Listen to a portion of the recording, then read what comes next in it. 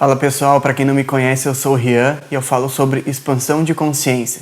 Se tu é novo aqui no canal, eu peço que se inscreva, ative as notificações e dê o like no vídeo, que é muito importante para a gente espalhar essa palavra. E hoje eu queria trazer reflexões a respeito das nossas atitudes. Mas antes de falar sobre isso, eu quero trazer de novo um conceito que fala sobre engenharia do consentimento, que eu já falei bastante aqui no meu canal. O que significa engenharia do consentimento? Gerar consentimento entre as pessoas. Quando alguma ideia quer ser implantada na sociedade e fazer com que a sociedade aceite essa ideia, é preciso antes criar um problema que seja antagônico a essa ideia, para poder vender. Ou seja, para toda a oferta que tu tem, tu precisa ter uma demanda. E se tu não tem uma demanda, tu precisa criar a demanda, criar a necessidade. Então vamos trazer esse raciocínio para o momento atual do planeta Terra. Está sendo tentada a implantação de um governo único, de um governo mundial, que seria a nova ordem mundial, que já foi comentado aqui também. E para isso, é preciso do sim da população.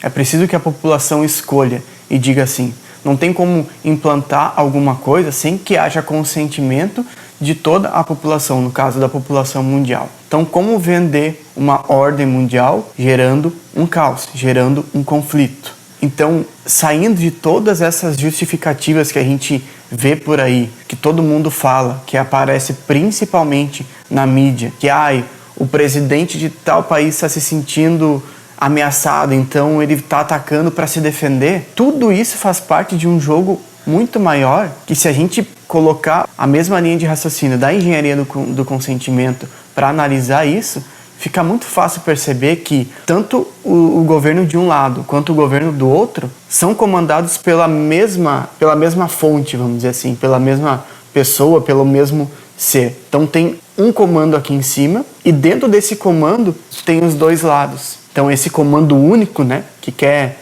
o controle, que quer o sim da população, tem os dois lados em sua posse e gera o conflito. Defender a Ucrânia ou atacar a Ucrânia, ou vice-versa, defender a Rússia ou atacar a Rússia, ainda faz parte do mesmo jogo de quem criou. Se a gente nos deixar levar por todas as informações que a gente vê convencionais por aí, a gente começa a entrar nesse jogo que justamente é o que eles querem, A gente começa a achar justificativas. Não, mas o Putin só está atacando porque ele se sentiu invadido. Ok, mas será que isso vale como justificativa mesmo para soltar uma bomba e eliminar pessoas inocentes, pessoas que não têm nada a ver com esse jogo? Será que vale tudo por poder? Será que vale aquela máxima, mas aqui nesse planeta é assim, então eu preciso entrar nesse jogo? É o que eu sempre gosto de pensar: será que Jesus entraria num jogo desse? Será que Jesus pegaria numa arma, defenderia alguma nação desse jeito?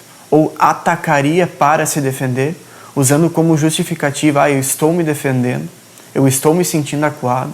Então não importa quantas justificativas a gente tente encontrar para validar um ato brutal desse, porque simplesmente os fins não justificam os meios e nunca poderão justificar.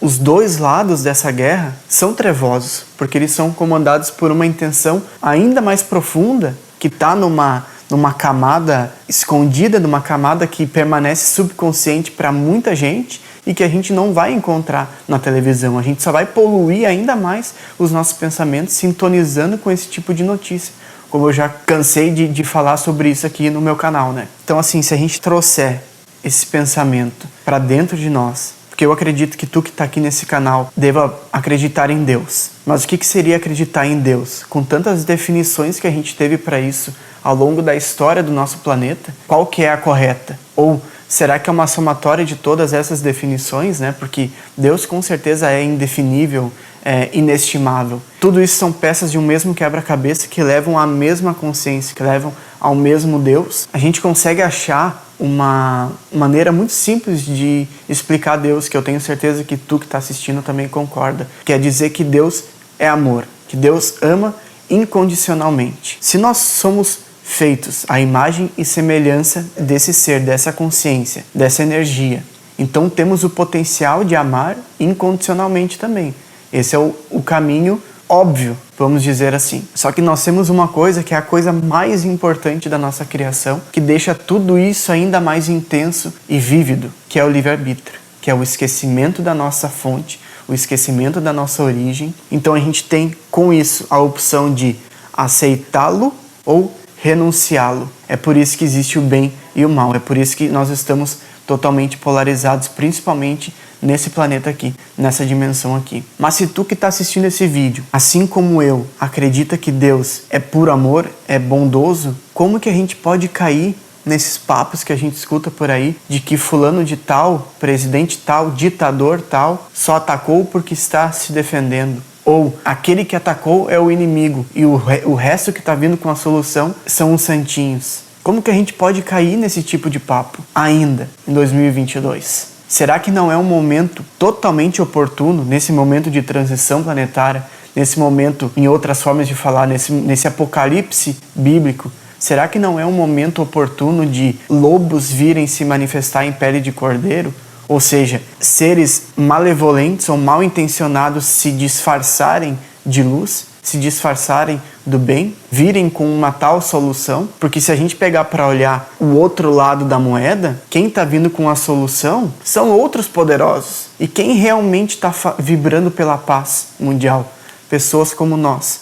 Pessoas que são voluntárias naquela zona de guerra, pessoas que estão recebendo os refugiados, pessoas que estão vibrando como podem pela paz mundial, pessoas que estão fazendo doações voluntárias, que estão doando mantimentos, que estão reunindo grupos para realmente ajudar. É assim que a gente ajuda, não é disponibilizando internet para um povo que está sem internet. Eu escutei ontem uma pessoa falando sobre os falsos profetas.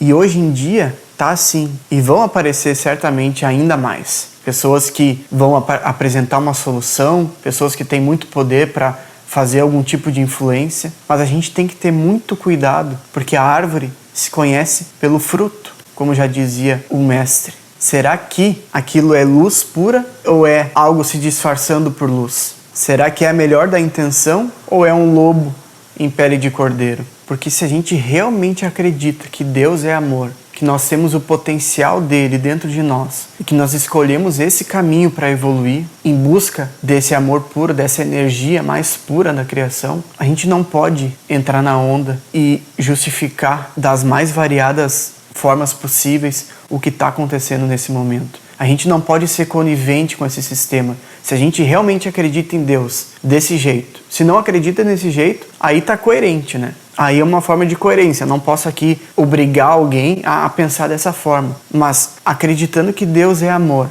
quando que um ser inspirado e motivado por Deus ou por aqueles avatares que vieram aqui nesse planeta trazer a consciência dele, como que a gente pode trazer isso para a nossa forma de pensar sobre a vida, sobre as coisas, achando normal o que está acontecendo, aceitando esse tipo de disputa que só visa o poder, que só visa o lucro? Está mais do que na hora, né, de nós nos posicionarmos realmente e de escolhermos para qual lado que a gente deseja andar. E essa escolha é agora.